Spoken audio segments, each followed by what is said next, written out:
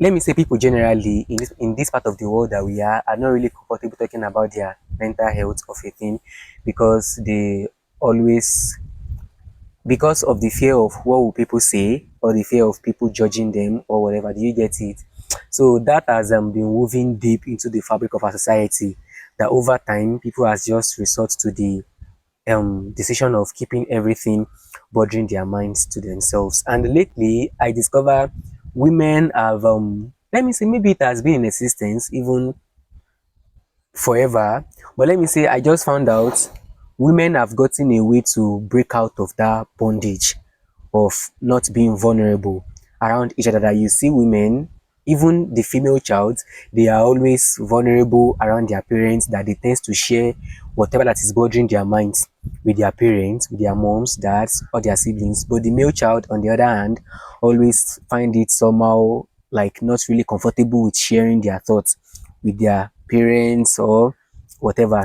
There is also this trend of toxic masculinity in Nigeria particularly, and this is always making men not to talk about their emotions, their feelings. They'll prefer to, let me say, die in silence. They prefer to keep everything bothering their minds to themselves. They prefer to just discover everything on their own. They want to solve everything on their own. And I think it's high time that we as guys will have to, or men will have to, come out. It's not about what somebody else think about the your gender. You masculinity, about understand? you. I have realized most men, it's not that they don't want to share whatever that is bothering their minds. They are just so scared of how the society will perceive them. And once they see people they can be so vulnerable around, they are always ready to share. You get it? Like but before they get to the particular stage of realizing they can be so vulnerable around you, oh my god, maybe you guys must have spent like they might have suffered for 10 or 15 years before they can decide that okay, I think I can be vulnerable around this person. Let me just like open up. That's when I began something, and that's when I began this show, particularly like instrumental. Okay, I've just set out to seek for conversations with people. So there is this particular question I have always asked myself, like, okay, I can wait. On a scale of 1 to 10, how would you rate your mental health? So rating my mental health from 1 to 10, most times it has always been like on average, let me say 5. In the sense that I am not really where I want to be, Okay. but at the same time, I think I am not where I used to be too. I am kind of progressing. Like I have passed through a lot of phase. I am still going through a lot of things like having to deal with finances, expenses, growing up in Nigeria here, it takes to be a man is not a decade job. It's like to be a man is not a day job. But in Nigeria here, to be a man is not a day job. It seems my life has been like a roller coaster. Filled with ups, down, up. This moment you're up. This Yeah, moment you are yeah, down. This that. moment you are down. So for me personally, I would say rating my mental health, it's let me say average. Average. And it's always so fun, like, okay, I really want to know people's perception about their own mental health. So like, so if you personally could rate your mental health from 1 to 10, what number, like what would be the range? Wow. If I'm going to rate, it's really a serious thing actually. Because the reason is, I'm going to say it's very serious. It's something very serious. It's growing up as a kid. A lot of persons might see me somewhere and be like, this guy, the parents are wealthy or they are well to do. Because the reason is that I tried as much as possible growing up as a child.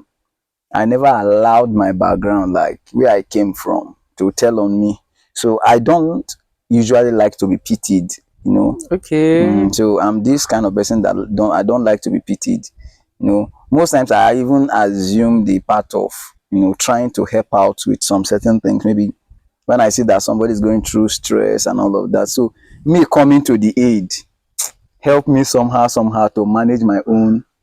So, but at times I get to lose it. Like, why is it that anytime you want help, you hardly get help? Well, Sure. once somebody wants help like this, you always try there to for be people. there for When them. it's time for them to This be there is for you, you this only get is people to be there for you. so now looking at it that way, now those kind of things, it affects somebody's mental health. And Sure. so mental health is, I will use average or normal. Let me just use the word normal. Okay. It's just there because most of the time I'm just so indifferent about a lot of things. I don't allow things to bother me so much. And when I unless I see them as a problem, like really a problem. Uh, Once I look at situations, I'll be like, what can I do about this thing? I'll just try the little I can do, and couple with this religious thing, and so once I look at it, I'll be like, God, I've done my best to, the remaining part is in your hand. But the thing is, I have to do something, no matter how little it is. I believe in one thing that it's better you are making small progress than And no progress at no all. progress at all. So it doesn't matter where you are. If you can make small progress, like this year you advance a little, next year, before you check all the progress you've made, and you'll be like, am I the one that is here now? But we just relax and be like, most times you discover that help is not going to come from anywhere. Okay, sure. One thing I found out from what you've just said now seems to be like, okay, probably you belong to the school of thought that you don't really have to fix the blame. Once you notice a problem, the next thing for you to do is like start fixing the problem, start looking for For a solution. solution and Yeah. something like that. Has it always been like that from a very young age, or something you've just got to find out why growing up? Has it always been like that? Like, what was the growing up phase like? Or this particular ideology of, okay, you have to fix. Some people grew up too early or very early. Let me use the word very Yes. early. What I mean by growing up too early means they've assumed these um duties of an older person right from their Okay. very tender age. Yeah. They grew up too early. Yeah. And some people just figure things out while growing up.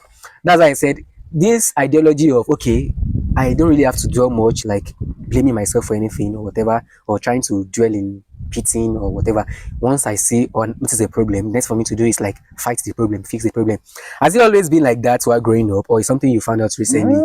It has not always been like that because, like, growing up, I grew up in a very tough way actually. Do But you like, mean society or family or society, family. The thing is, society is not really very cruel to me. Let me use that because in the societies I've lived, I've never had issues like serious challenge with people. All right. But growing up as a kid in my own house, like in my own family, that is where my challenge started from because now I grew up and I lost my parents per se so early. both of them? No, not really both of them. Okay. I think there was a separation like Okay, I'm so between my sorry. dad and my mom, and growing up as a kid, I watched my dad sick for a long time. So I know I'm how so it sorry. is. Even my own grandmother that I stayed with, I think she was also sick for a long time. That So must me, have been tough for you like see, a so child. yes, so me living in the mix of those people, and for my grandmother, I was practically living with her, like taking care of her, like a Even as a caregiver kid. as a child. Yes. So all my primary school, I was more like a caregiver to my grandmother. Then coming up to secondary school too, because even as at that time, my dad was also down. Like, Huh. so I was more like a caregiver too. Though for my dad, my auntie, like my dad's sister, my aunt, took the responsibility of taking care of the brother. So for my dad was not much a responsibility for me, but my grandmother, because But even though you were not really physically there catering for him, eh, it was still a responsibility for you, like mentally. How do you think yes, about your dad? yeah, that is the thing. Because the thing is, for my dad, he's not like other kids that can say a lot about their father. You understand? So a lot of persons will be like, but irrespective of that, do I love my dad? Because for the little time I spent with him, he was really a Okay, you mean nice you guys person. did not really get Get, to spend this to spend this father-son father, it relationship? was not there. But the thing is, in all of that, I just see that there is no father and no father anywhere, so automatically I'm a father. You understand? So the thing is, coming up as a child, I didn't have this mentality that I'm a father, but there is always this fact that nobody's going to give me. Hmm. You understand? Apart from my grandmother, who, because my grandmother, irrespective of her condition, She was still going to she was provide still in one way or the providing other. one way or the other. Yes, she was still providing because she sells. She actually does all this business, and right from time they knew her as a very business, very good Business business person. oriented. So she does business, all this seasonal business, you know. So from there, I also learned some of the things she was doing, and I was helping her out with it. So because of that, in my house, I barely lack anything. Like I don't lack anything actually, anything basic Basic thing. needs. So I don't really, most times I just look at it and be like, I didn't really suffer, but it was tough for me because imagine doing everything at home. Hmm. My grandmother needs to bathe. I'm responsible for it. I need to provide water for her to take a bath. I need to take the water to the bathroom. Hmm. I need to set the environment because she can't walk like I these people. So understand. Like I need having to to move put her. things in I need place. to move her to where she will walk. When she will bathe. After everything, I need to bring her back. You know, that kind of stuff. Hmm. I need to clean up the house and make sure that everywhere is all of those as a child. And you still have to go to school. I still have to go to school. So the thing is, most times if you don't, people see you out there and be like, this guy is a nice guy. But they really don't know how it is. Okay. And the thing is that most times to the privilege, like let me just use the word privilege anyway, the opportunity or the time to share all of these things may not be there. So it's just something that you just swallow like that. And but I was blessed with friends, like good friends, even though they are not let me use the word, they are not financially buoyant per se, But at but I least know there's that someone you can call your yes, friend. there are people I can call friends, and they knew that because of the condition of my grandmother, I cannot always come out to visit them, so I'm always Indoor. at home. Hmm. You know, most of the times me going out is like sneaking out to go and play as a child. So my play time and play life is really, like, my social life is really something. Growing up like right now, this is the time I'm Okay, trying to you feel socialize. like I'm trying that to, that pattern of life that you lived then kind of affected your socializing with yeah. people, So that your is part peers, of my mental life that is really, really in because problem. you find it so hard to socialize To with people. It socialize, wasn't something you grew up yes, to doing. socialize with people because I need to be there for her. See, I need to be there. So if I want to socialize with people, if not in my school environment or church, which is religious environment, no other place. Because if I'm going anywhere to buy something, for instance, I want to go to market to get things that we eat, I will be conscious of the person that I left at home. Sure. You know, so this is a responsibility for me, which actually, if my parents were together, like my dad and my mom, it would have been their responsibility as well to Sure. take care of. Of You know, you. Sure. for my dad now, it would have been a responsibility to take care of his own mother. Sure. Then for my mom now, it would have been a responsibility to take care of her own mother-in-law. You Sure. understand? So, but since they were not together and my dad is still down, then my mom gone, it was something. It became a responsibility for me. You know, even though I'm not the one providing the finance, like the money. So you see, then when I got to secondary school, that is where responsibility now really struck on began me, both fully. financial responsibilities and all of that. Because I started teaching quite early. You know, I finished secondary school. That should be 2010, and immediately I finished secondary school, I started teaching. Hmm. And the reason I got into teaching was not actually because I wanted the money, like I needed the money. I have, like, I'm a lover of education. I actually love this education thing. So right from childhood, I told myself that parents or no parents, I will definitely go to school. So it's something I have at the back of my mind. And coupled with the father, my father is, when I talk of education, my father is top notch. Like, he's really brilliant. He's really intelligent, an intelligent man. So one day I was searching through his bus. I got to see his certificates, his results. I discovered that he did well in school. Like, he really, really did well. My father is a first class graduate. So because of that, I was like, my father cannot be a graduate and produce an illiterate. You understand? So because of that, now after some time, what I did is, I told myself that, no matter what it's going to take, no matter how the struggle or how the suffer is going to look like, I will definitely go to school. So from secondary school, immediately I finished my WAEC, I picked the teaching job.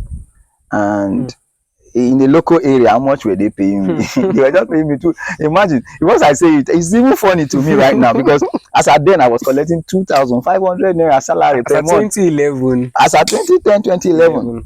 Just imagine 2,500 naira. Although that time money has value a bit, Yes, I but understand. but But not like 2,500 naira. When some of my friends in that same village were doing work of 8,000 naira, and it will be like this guy does not know what he's doing. I try to keep my brain, my mental, my sure. reasoning okay. All right. So because of that, and me interfacing with these children, that was why in the first time you were talking, you said something about you were teaching. I said, "Oh, you are my colleague." Now the love of those children too, because I love these children, the way I relate with them, and I almost see myself like their age mate. So Sure. the thing got me, So involved and more that I interested. don't even worry about situations around me. So most times I forget that this is the kind of place you are coming from. So once I just see these children, we interact. Sometimes we play They seem to football. be some form of escape for you to forget about your I worries. forget about my worries. So that is it. It's just that I'm focused and I know that this is what I want. This is where I'm going to. This is the kind of thing I want. That is just it. But now to start getting myself worked out with, how is the money going to come? How am I going to do this? That was something I didn't really take note of it. But it was actually very challenging. Like it touched me. Where it got to a point where I was like, because I skipped something actually. It got to a point I was so down that I cried. That was the first time I cried that my father died. Oh, I'm so Because my sorry. father died when I was in JSS2, class 2. I think that should be 2004, 2005. Around, it's around 2526, because I wrote my junior YE 2007. So it should be 2526. Now, when my father died, I still have this childhood mentality, so I That's didn't really nice. feel it that much. And because I didn't have this father care Some thing, so relationship. I didn't really feel it. But where I started feeling it is when I wanted to write WAEC. Hmm. My WAEC, I think, how much did you register WAEC that time? I can't really remember, but the NECO was, I think, 8,700 naira.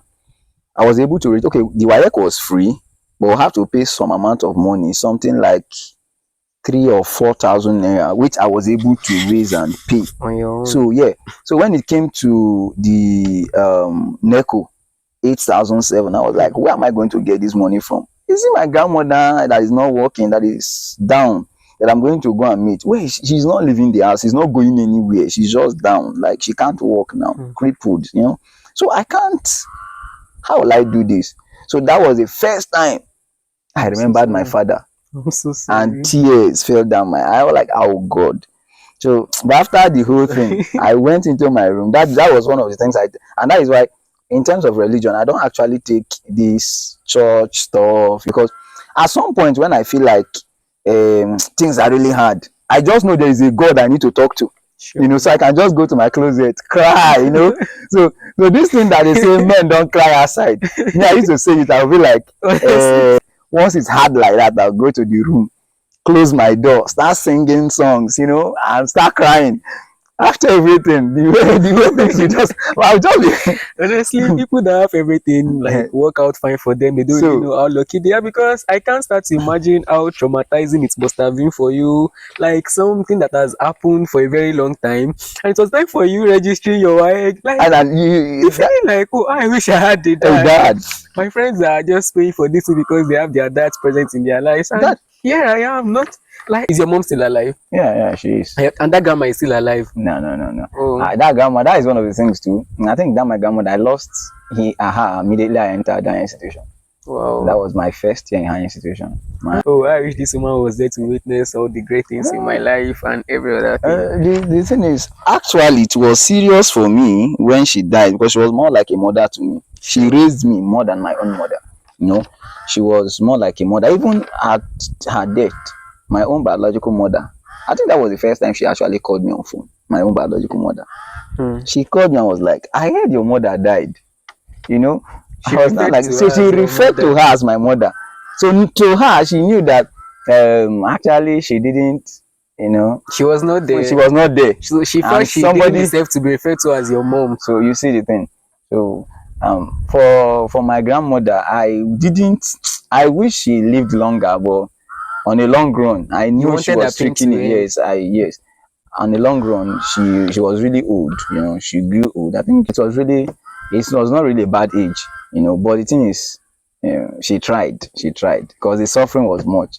If not for, and one of the reasons is because I'm not around, I'm not available, and I think it also Okay. affected her, because Yeah, we were she. just after the death of my father, and my dad was her only son, her only son. Oh, She has just two children, my dad and my dad's sister, which is my aunt. And now the only man, the only male, it's even bedridden. you see. So when my father finally died, because he really spent, I think my grandmother was a bit wealthy, as at time she had building, like she built, she had motorcycle, this lady's bike, Mm-hmm. then she had bicycles. Those things were the things they call riches In then, the old, in yes, their yes. in their time. And Mm-hmm. she has land, those kind of stuff. So she was not really a poor person. She was wealthy in her time. But the thing is, the only person she actually spent money on, which is my dad, and expecting a return of her investment. So as at the time she would have really enjoyed the man took ill. Hmm. And you know how that can be traumatizing to an aged woman like her. And not to talk of announcing the death of your only son, Son, while you're So still alive. so it affected her.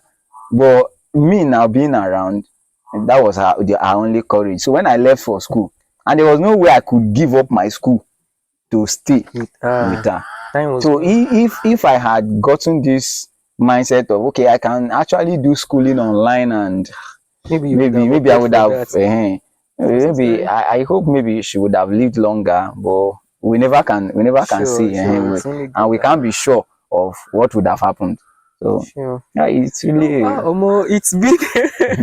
If you really, most times, if you don't really listen to people, you would not be able to like imagine what life must have looked for them in the past, how growing up looked like maybe their lives have been filled with so many downs, with just few ups, and you keep wondering like they have things figured out for them. So because I can start to imagine right from the maybe early 90s having to like see your parents share their stores, like your mom went a separate way, your dad mm-hmm. decided to stay on her own. That alone, like broken home on its own always take a very huge toll on the children involved. Can you imagine that? So having to watch that happen and having to watch your dad fell ill again, like it's just like having all these things.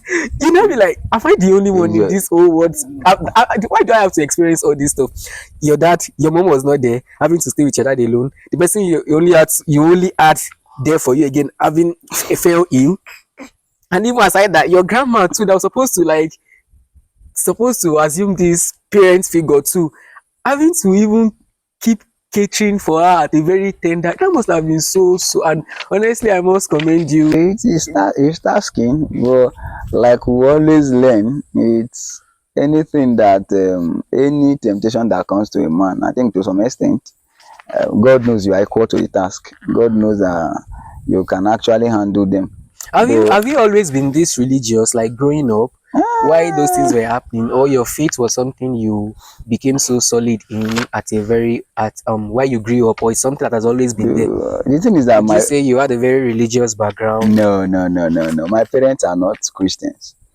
My mom then was not a Christian. My grandmother that I stayed with not a Christian. My dad not a Christian. I grew up in a place where they serve idols. Like I in my house too. I met some idols like shrines and all of that. But the thing is, every man is destined for something, Sure. and sometimes when we grow, there are some decisions we make by ourselves.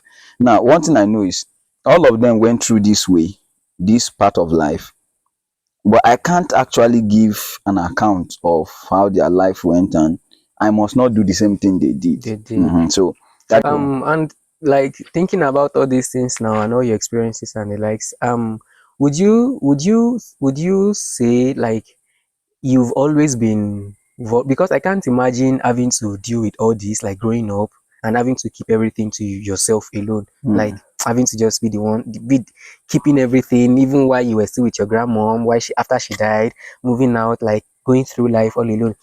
Would you how vulnerable would you consider yourself? Like would you have there ever been a time you felt, oh, I think I have to be vulnerable around people, or there's ever been a time of vulnerability, like it oh, has always just been the, you and your head alone? yeah, most of the times it's just me Not having Me, to confide in people, tell I people you need help. no. The reason I hardly tell people I need help is there is something that happens. That is one part about this mental health thing I actually want to. I don't want to go to somebody then leaving the person less than I came. But like going to somebody and be like, I need 10,000 naira. I want to. No. It's hard for me. So the thing is, I rather tell you, like, I should be sure that I have something I want to do to make that money. Like I have a service to render to get that money. But if I don't have something to do at that moment, I will start thinking of what to do as at that time to make that money. You understand? Then the thing is, one of the things I told myself growing up too is that irrespective of what happened, I wouldn't want to cheat somebody because I want to make money, or go into internet fraud because I want to make money. No. I rather do something I can say, okay, this is what I do and this is what is giving me money, or learn something that I can use to, or maybe working in an organization where they are paying me, so that kind of stuff. I want to make money and be proud of the kind of money I made, Sure. not like I made money and I can't really say this is a tangible thing I'm doing other than internet fraud. So, but to some extent, like you were saying, challenge, have you been able to share with people? Yes, I do. I do talk to, like I'm talking to you now. So, but the thing is, I only talk to people who care so much to know. Like maybe I have a friend, like it's not all my friend that know about this, Sure. about so okay, this is. But funny enough is most of the persons that come to me, they don't come to me because they are coming to help me. You understand that kind of thing. Most of them come to me because they see a value they feel like they want to get From from me. you. So most times they come to me with the interest of getting something, not knowing. Or so most of the times it has been this part of me trying to provide an assistant or help, like I said in the beginning, Why you are to still somebody. struggling yourself? You understand that kind of stuff. So it makes this my part now to be covered, that people don't Like you hardly actually get the chance to, to talk like, about, do you to even talk. know I'm going through a lot? Do you So even know I'm passing through all that is the this? thing. And funny thing is that people who are around me, they have this, as in people who come around me, they might have this mind of I'm better than them. Understand? Like maybe somebody coming to you now every time is asking you for money or for help. Now, how do you now expect me to start asking that person for help? Help again. So the thing is, for me now to come and ask you for help is going to be a little bit of challenge, or let me say, it's going to be tough for me because I already know what you are going through. So there is no point bringing what I'm going through into what you are going through.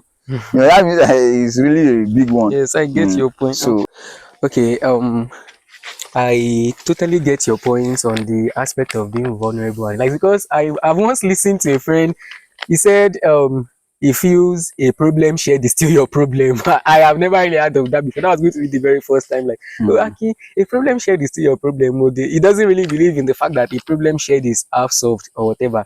But something I've found out about this thing is talking about being vulnerable and like sharing your thoughts with people or whatever you're going through with people is the fact that this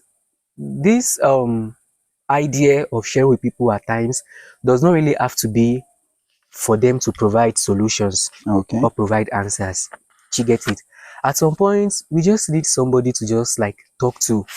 Maybe just I do say it. I do tell my friends or people around me, like, just rant. Whenever you have something bothering your mind, I will listen to you. I just like, just talk. Probably, and these things are things that do happen in our daily lives too. If you see people in, let me say, relationships or whatever, or even some people that are very comfortable with sharing stuff with their parents or whatever, after the old school, every day, probably during dinner, they start saying things that happened at school. So beats me, all this. Even children, I think it's kind of natural. Children tends to report whatever that happened throughout the day to their parents, isn't it? Sure. They report. Not because, at times, not because they want their parents to go and beat the Fight, person back. yeah. But they just want, like, people just want somebody who will just listen to them. Somebody they can just run to, like, I'll be like, don't worry, just say whatever you want to say. And actually, that is where the problem is.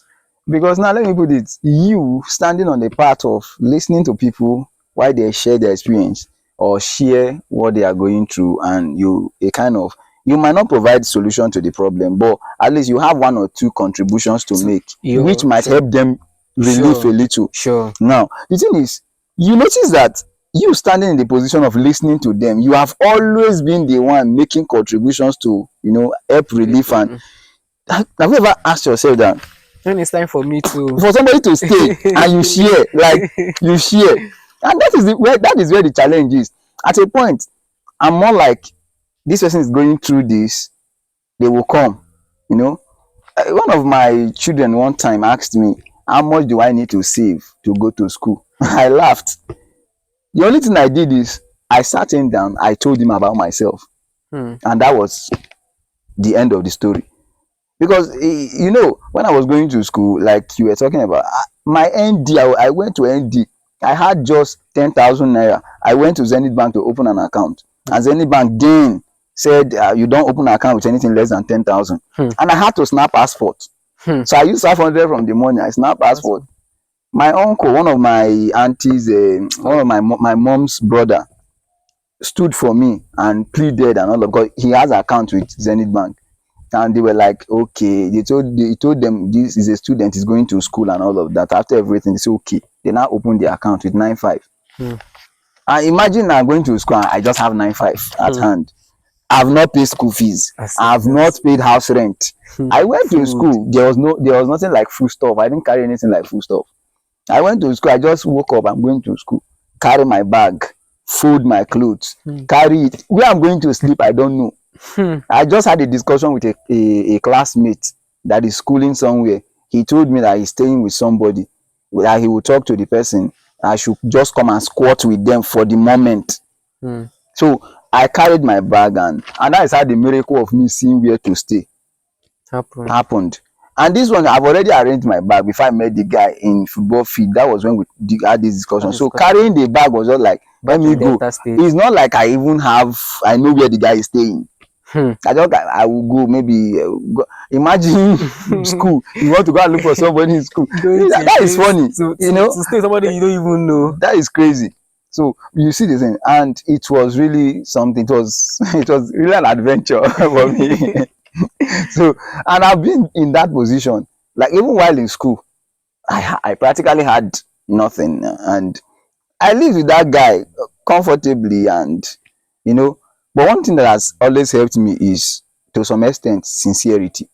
Because even when I got there, I told you, this is me. As you have seen, so the way you are seeing me now, I don't finish. This is me. So I was like, no problem. We just be managing ourselves, and the guy paid part payment, rent, waiting for me to pay the next part payment. I have to go to the landlady of the house. I pleaded with the landlady. I explained myself. I told the landlady, this is my condition. But the guarantee is that I will pay you, irrespective of what. It might take longer, but I will pay you. I'm going to pay one day. Yeah, so that is the thing. And it took longer actually, but I paid. So the next year, I still told the lady, while I was trying to graduate, I told the lady, I will pay. But like I told you before, did I owe you? No, before the year finishes, I will still pay. Let my roommate pay his part first. Take the part, and before that part to exhaust and all of that, I will find a way to gather up and pay you. So it was worth it. Was this sharing thing? Most times I didn't really have the privilege to share until I have some discussion with people. Probably I only share this part of my life most of the times when I want to encourage somebody. Because most times I tell somebody that if I can actually pass through the phase, you too can. Sure. That is on the grounds that, and me mingling with people younger than me, a lot of persons younger than me, is something that also gave me the ample opportunity to share the little time I did share. So most of the times it don't just be on this other part. Sometimes it's good to share, but then you only share when you have a listening ear, or you only share when you know there is somebody sitting to listen to you. But most times now you will not share when there is nobody that is listening to. When everybody in our society today, everybody is almost mad. Like everybody just my thing. So most persons are interested in what they will get from you. More Not than like actually knowing who you who are, you are, knowing you your know. background, So knowing what. you now is less of important, and not. Yes, I understand your point, and it has been a very long journey actually. For me personally, I think one of why when I if I want to share with people, I most times I don't share because I'm expecting anything from them. I don't Mm, share because most times sharing for me has always been relieving my mind, relieving my heart. I just want to like at times I just want somebody to talk to, like to just talk, and after so how do you create the environment to share? Because after that is really important, you know. yes, Because now when you are in a situation where nobody seems to want to listen to you, listen, I so get your how do point. you now? Because that is really I important. get, and something so funny and so complex about this thing is some people that you think will be the one to listen to you might not even want to listen to you. That's really part of it. But talking about creating an environment where people listen has to do with I personally have gotten my life so simplified to the point that I have believed nothing is a secret anymore. Okay. In as much we are still on the surface of the earth, I have realized that the human race, no matter how perfect people appear on the outside, we all have something we are going through. We all just have something we are hiding from the world. Mhm. We all have something we are battling with, something we are facing. So having that at the back of my mind always give me this feeling that you can't shame me with my experience. You can't shame me with who I am. You can't shame me with what I'm actually passing through. You can't be okay, I haven't paid my school fees.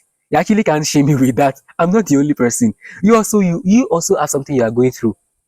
So with that, I think I've gotten to a point where if I just have something bothering my mind, I'm not even sharing with you because I want you to give me the school fees. I'm not even sharing with you because I want you to give me the dinner, the lunch, the breakfast. I'm only sharing because I just want to talk about it. And maybe while doing that, it's going to make me forget I've not even eaten at all. At least you really have a good experience. Me, although sharing like that, like some persons will say, is something that help them relief, you know. But me, I rather close the chapter and don't talk about it, forget about it. I will be fine. So most of the times, the language I use, like, though I'm not fine now, but I know I'm going to be fine. Now Hmm. the reason is not because most times when I start talking about things, I try to go emotional about them. Like I become emotional about them. For instance, I've not eaten and nobody to give me food, and I've not, that kind of thing. Or Yeah. maybe I've tried so much. The only thing I pray to God for that I should not fall sick to a point where I won't be able to do things for myself. yes, I should not just because it's one of my major prayer points anyway that I pray to God that God should not allow me sick, as in to be sick. What I That's how funny it is. It's because you want to be responsible for yourself and for people around you, but you don't find it comfortable for people around you to be to be responsible responsible for for you. me, that kind of thing. Like I don't want. And it's been a very long journey coming from sharing my story, sharing a very huge part of your story, the experiences and the likes. And if I'm going to be very honest, one of the things I've actually learned from your story is just the strength to move on, like the strength, the decision to not let your background put your back to the ground. Like Sure. that's always been in my own story too, but I think I felt more encouraged getting to know that there are people out there who, despite what their background look like, what their origin looks like, they still manage and they still find a way to like, oh no, this is not going to be the end of me, and I must like move on. So it's been a very very high sense of courage that someone like you would having to experience all that and still like kept moving forward. It's so encouraging. And on the aspect of being vulnerable and of this mental health of a thing, why this whole conversation even began in the first place, I've got to realize that you say you mentioned that you want to be there for yourself and to be there for people, but you find it so uncomfortable if people I don't really want to get that part. Like you want to provide for yourself and provide for people, but you don't really find it comfortable when people wants to provide for you. And one thing I would say on that is that there are just sometimes that being vulnerable is going to help us. Like some people just want to be there, but because they wouldn't want to come off as being arrogant or being proud, or I don't know how to put it, so they will not really want to say it themselves because they will be so scared of you seeing them as someone so proud. Like, do you understand? They actually want to be there. There are 1001 people out there that want to be there, that want to listen to you, that want to share in your story, that want to just move your, like, walk through your journey with you, that want to, only if you allow them and only if you let them. Yes, your feelings are very, very valid and are very, very important. I got to discover something recently. One of my one of the people I follow on Instagram, when he got married, he said it took him a very long time after getting married before he could allow his partner helping him. Mhm. He has been so used to this life of figuring things out on himself, doing things all alone. He felt he doesn't deserve any help. He doesn't want any help. And that was somehow telling on his marriage because he said his partner kept feeling like, "Ah, why would you not want me to help you? Let me help you. Let me help you. Let me help you." So that feeling is kind of similar to yours. You really don't see the reason why people should, like, you feel like I should be able to do things for myself. I don't want to put my own burden on people. But me, I will still feel like, so there are people that want to be there. There are people that want to listen to you. They just want to be sure that okay, you're somebody they want to listen to. They want to. And honestly, to wrap it all, it's I feel so glad to have like actually listened to you and to have gotten this avenue to share a part of myself with you too. And it is something I'm going to encourage you. Like, yes, it's something you've been doing. You've been a great motivator to people around you. You've been a listening here. You've been somebody they can look up to, somebody they can actually learn a lot from your journey and from your story. And I'm so glad I also today I've gotten a chance to speak with you and to share my stories with you. I look forward to yes, I personally on my own part, I look forward to listening to more people. This particular society that we live in is one where people like find it so hard, just like you also you said that how do you create society where how do you create that most of the people Uh, listening to you, mm, like people really find everything has always been like, oh, work, go do this, do that, do that, this. Just recently a lady committed suicide in a bank. Did you read the news? yeah, I saw that. You can imagine, sometimes it feels like we are in a room filled with people and we are shouting but nobody seems to hear us. Yes, life sometimes feels so overwhelming and you feel like I have over 20 colleagues at work, I have over 100 colleagues at church, I have over do they not see me? Do they not see what I'm, do they not see my life? Do they not see like I'm dying? But then I still, that's why I will always like advise people that just share and listen, sit, share and listen, sit, share and listen. It's always going to help. Yeah. Right? Thank you so Thank you much. very much. Thank you very much.